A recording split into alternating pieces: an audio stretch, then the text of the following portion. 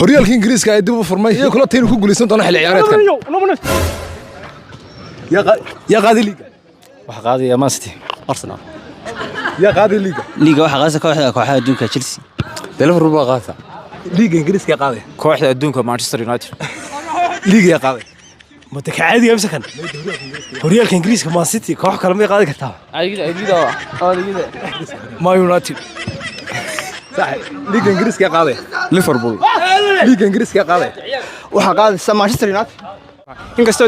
yoodig yiminay ka ahaa oo dad badan Arsenal malxiis way ahaan jirtay laakiin waxa uu rajaynaa sanadkan Arsenal inuu guuleysto in badan may malxiis heed aad u mahadsantii sida caadada hadna Go Sports waxay idin diyaarsay maalidii u dambeeyay ee xil ciyaareedkan koox waliba hadda soo dalbo iyagoo original teedooda heer sare tahay waliba ka joogta deegaanada Soomaaliyeedna oo lagu keenaya salaam alaykum Go Sports garoonka ugu labis qurxoon